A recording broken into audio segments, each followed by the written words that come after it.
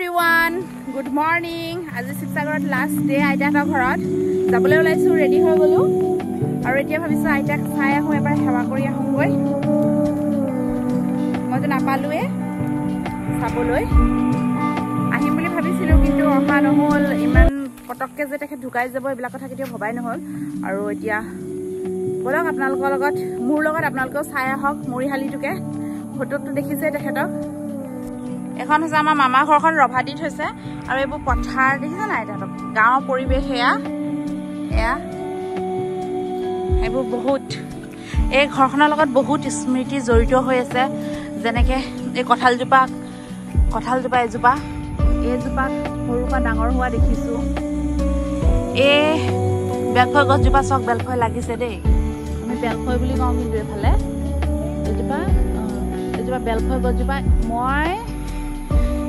মই জন্মৰ পৰাই দেখিছোঁ। এখন গছ জন্ম মানে কি, মই ইয়াৰ সময়ৰ পৰা মোৰ যেতিয়া চেঞ্চ থাকিছে বুজি পোৱা হৈছোঁ, তেতিয়াৰ পৰাই মই এই জলফাই গছজোপা দেখিছোঁ।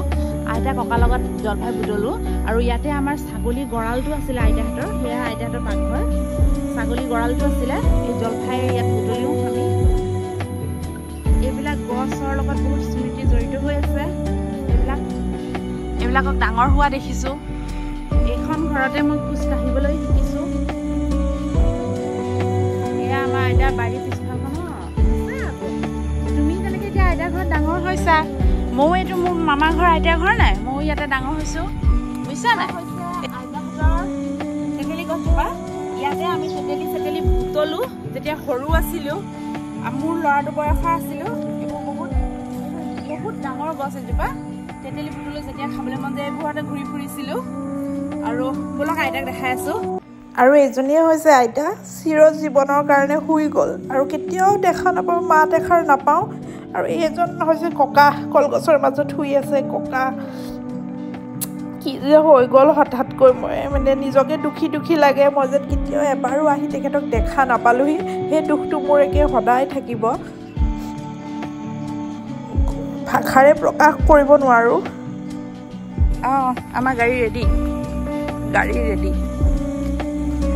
আৰু এইখনে হৈছে আইতাহঁতৰ ঘৰখন। এইখনতে শৈশৱ পাৰ কৰিলোঁ, নিজৰ সৰুকালটো। এখন ঘৰতে সৰুকাল পাৰ কৰিলোঁ। এতিয়া আইতা ওলাই আহে, এই দৰজা দি পেলাই আইতা ওলাই আহে মাতিবলৈ আমাক, আহিছোঁ বুলি গম পালে। কিন্তু এতিয়া আৰু কোনো নাহে, ঘৰবোৰ খালী হৈ গ'ল। এয়া ড্ৰয়িং ৰুম আইতাহঁতৰ, কালি ভিডিঅ'ত দেখিছে।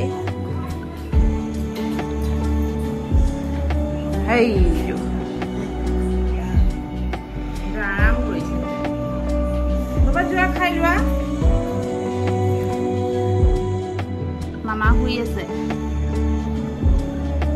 এইটো আছিল আমাৰ আইতাৰ ৰুম, এইটোৱে আছিল আইতাৰ ৰুম, চব খালী হৈ গ'ল। কৰিডৰ দি আছে মামীৰ ৰুম। ইয়াত চলিছে খোৱা বোৱাৰ আয়োজন, লগতে ভাইটি আৰু মাহীৰ ছোৱালীজনীৰ বিয়া কথা চলিছে। কাৰণ আইতাৰ এহেঁত দুটাৰ বিয়া লৈ পেলাই বহুতে বেছি হেঁপাহ আছিলে, জীয়াই থকাহেঁতেন যে কত কি কৰিলে হয়, কিন্তু সেই আশা হৈয়ে থাকি গ'ল। ফটোতে দেখা পালে মাত্ৰ। এনিৱেজ, এইজনী মোৰ মাহী হয়, লগতে এইজনী ওচৰৰ মামী হয়। সকলো আহিছে আমাক আগবঢ়াই দিবলৈ আৰু মই গ'লোঁ ডাঙৰ আইতাক মাত এষাৰ লগাই থৈ আহিবলৈ। কাৰণ কোন কেতিয়া নোহোৱা হৈ যায় ক'ব নোৱাৰি, সেই আফচোচ মনত লৈ পেলাই নাথাকোঁ, সেইকাৰণে মাতষাৰ দি থৈ আহিলোঁ, দেখা কৰি থৈ আহিলোঁ। এনিৱেজ, এতিয়া যাবলৈ ওলাইছোঁ। ভিডিঅ'ছবোৰ যদি ভাল লাগে চেনেলটো ছাবস্ক্ৰাইব কৰি দিব। এতিয়া তেজপুৰলৈ যাম, তাৰ আগতে আমি কালুগাঁৱলৈ সোমাই যাম। চ' মোৰ দেউতাৰ ঘৰ হয় তাত। আৰু ভিডিঅ'ছবোৰ চাব, ভাল লাগিলে ছাবস্ক্ৰাইব কৰিব। Bye bye.